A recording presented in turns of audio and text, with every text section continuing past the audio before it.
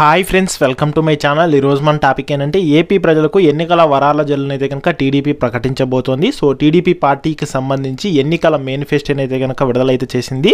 So ఇందులో ముఖ్యంగా 6 కొత్త పథకాలను అయితే కనుక విడుదలైతే చేసింది. సో దానికి సంబంధించిన పూర్తి ఇన్ఫర్మేషన్ అనేది వీడియోలో అయితే తెలుసుకుందాము.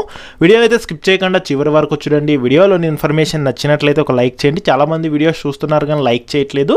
మీరు ఎన్ని లైక్స్ చేస్తే నాకు అంత సపోర్టివ్గా ఉంటుంది. వీడియో కూడా ఎక్కువ మందికి రీచ్ అవ్వడం జరుగుతుంది. వీడియో యూస్ఫుల్ అనిపిస్తే ఛానల్ని సబ్స్క్రైబ్ చేసుకోండి. అలాగే మీ ఫ్రెండ్స్ అండ్ ఫ్యామిలీ మెంబర్స్కి అయితే కనుక మన వీడియోస్ని అయితే షేర్ చేసి నాకు సపోర్ట్ చేయండి. ఇక లేట్ చేయకుండా టాపిక్లకి అయితే వెళ్ళిపోదాము.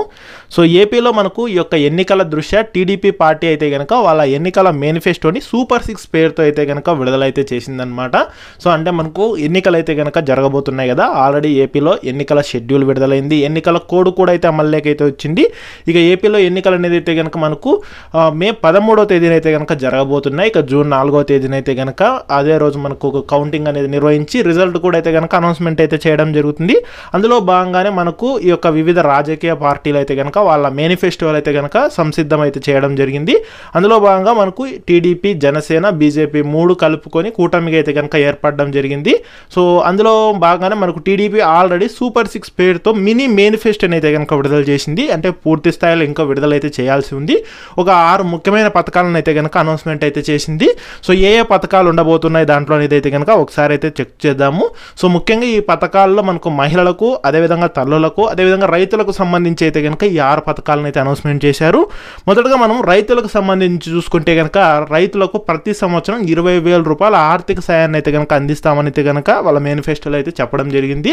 అంటే ప్రస్తుతం మనకి ఏపీలో వైఎస్ఆర్ రైతు భరోసా ద్వారా ఎలాగైతే లబ్ధి పొందుతున్నారో అదేవిధంగా రైతులకైతే కనుక ఈ యొక్క ప్రతి సంవత్సరం 20,000 రూపాయలు అనేది అయితే కనుక అందించడం జరుగుతుందని అయితే చెప్పడం జరిగింది.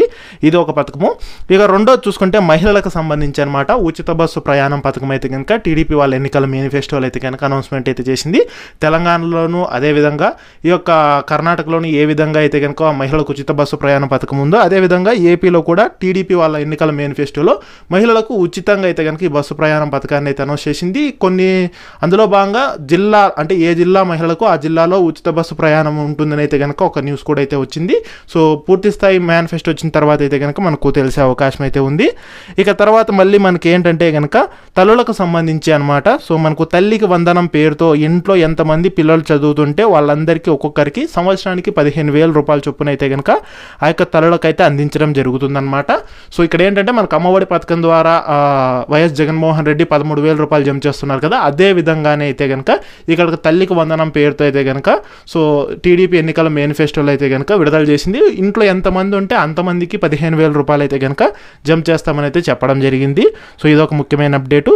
ఇక తర్వాత మహిళలకు సంబంధించి చూసుకుంటే ఆడబిడ్డ నిధి పథకం కింద అయితే కనుక 18 ఏళ్ళు నిండిన మహిళలందరికీ నెలకు 1,500 రూపాయల చొప్పున అయితే కనుక వారి ఖాతాలకు జమ చేస్తామని అయితే చెప్పారు. అంటే మనకు తెలంగాణలో చూసుకుంటే మహాలక్ష్మి పథకం ద్వారా ప్రతి నెల 2,500 జమ చేస్తామని చెప్పారు కదా.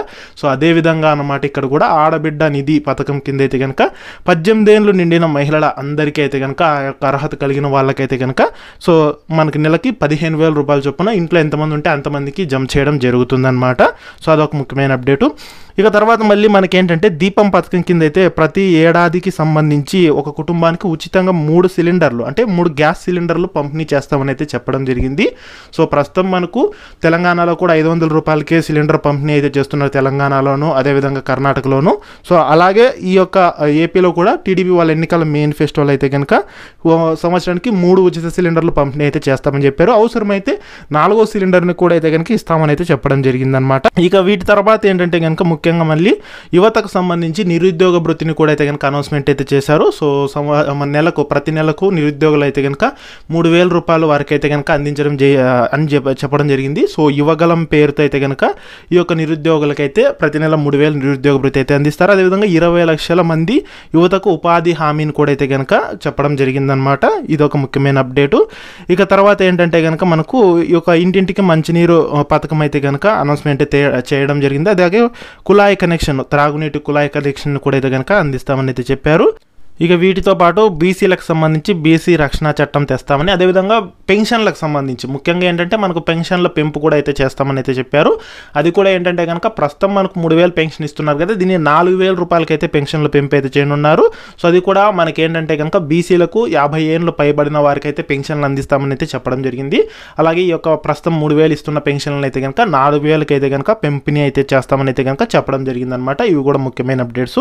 సో ఇవి మినీ మేనిఫెస్టోలో మనకు 6 ముఖ్యమైన పథకాలు అనమాట. సో ముఖ్యంగా చూసుకుంటే ఆడబిడ్డ నిధి కింద అయితే కనుక ప్రతి నెల మహిళలకు 1,500 రూపాయలు అయితే జమ చేస్తారు. అలాగే సంవత్సరానికి 18,000 వరకు అయితే జమ చేయడం జరుగుతుంది.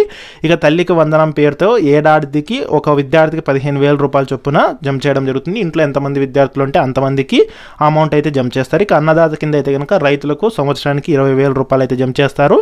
ఇక యువగలం పేరుతో ఈ యొక్క నిరుద్యోగులకైతే కనుక ప్రతి నెల 3,000 రూపాయల చొప్పున సంవత్సరానికి 36,000 రూపాయలు అయితే కనుక జమ చేయడం జరుగుతుంది. ఇది ముఖ్యంగా మినీ మేనిఫెస్టోలోనే 6 పథకాలకు సంబంధించిన అప్డేట్స్. ఇంకా పూర్తి స్థాయి మేనిఫెస్టో అయితే కనుక రావాల్సి ఉంది. సో దానికి సంబంధించి ఏ చిన్న అప్డేట్ వచ్చినా సరే నేను మన ఛానల్ తప్పకుండా అయితే పోస్ట్ చేస్తాను. అప్డేట్స్ మిస్ కాకుండా ఉండాలంటే కనుక ఛానల్ని సబ్స్క్రైబ్ అయితే చేసుకోండి.